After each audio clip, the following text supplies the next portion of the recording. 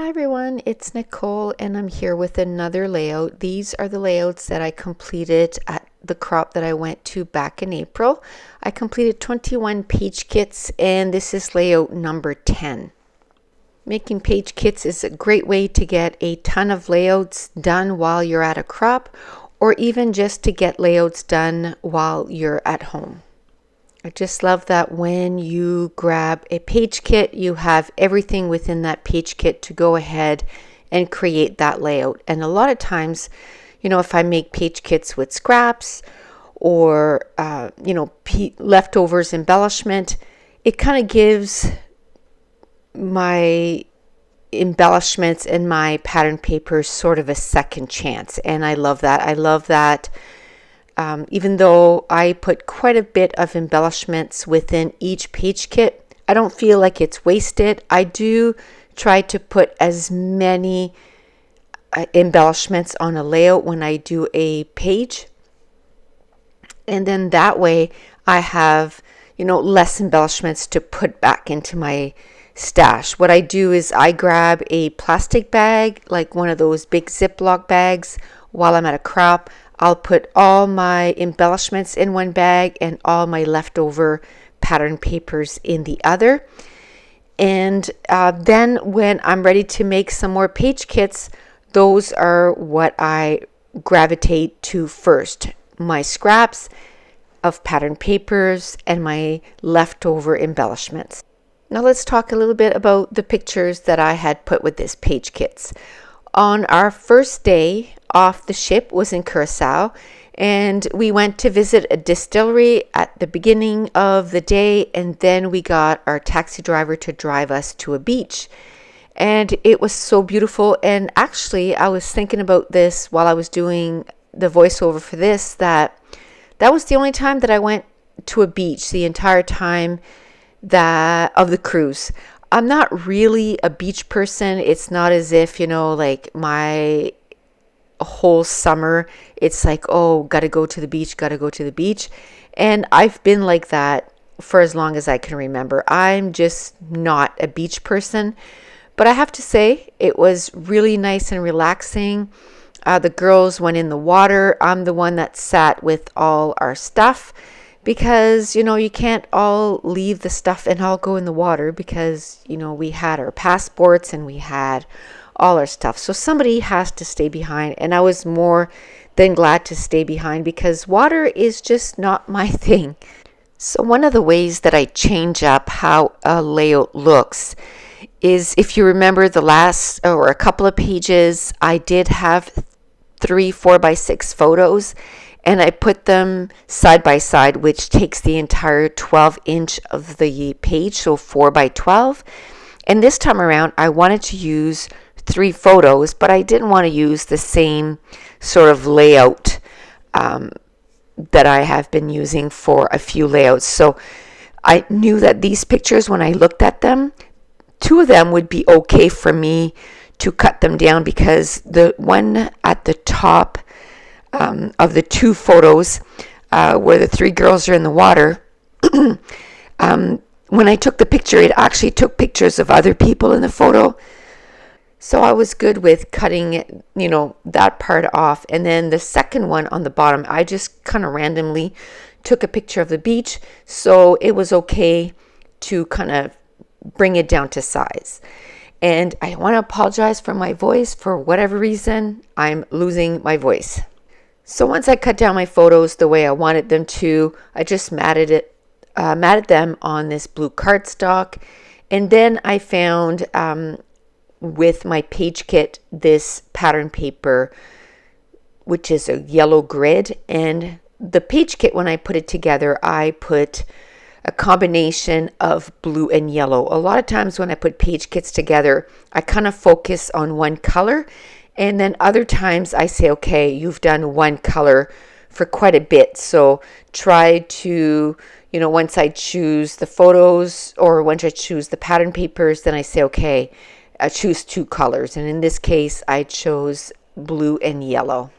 And of course, as always, I did choose my pattern papers and all my embellishments before I even chose the pictures. And then what I do is I take out my page kits once it has all the pattern papers and it has the embellishments. And I go through them one at a time and I look at the embellishments and go, what photos does this page kit inspire? And when I looked at this and I saw sand in my toes, I thought of course, when we went to the beach in Curacao. And then I went through my pictures, found the pictures I was looking for, and put them with this page kit. I've never put a page kit together that I looked at the pattern papers and I look at the embellishments and I go, I have absolutely no idea what pictures to use.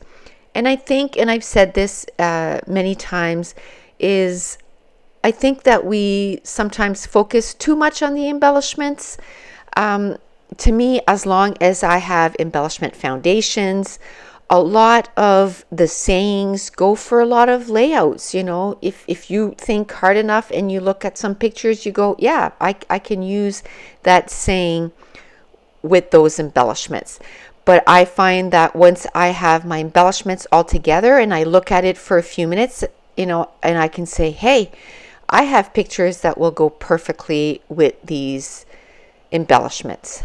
And I want to apologize. It seems that a lot of times when I was putting these page kits together, I would often look in the viewfinder and make sure that the page was within view of me filming, and sometimes I got off of that a little bit, but you can still see the major of the page getting put together. And what I thought was fun was that you saw me put all these page kits together, so now it's nice to see me putting actually the page together.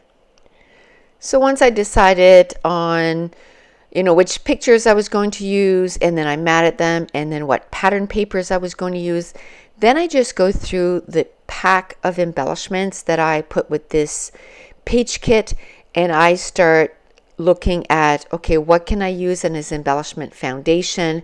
Then what can I use to make the embellishment foundation a little thicker, like more stuff into it.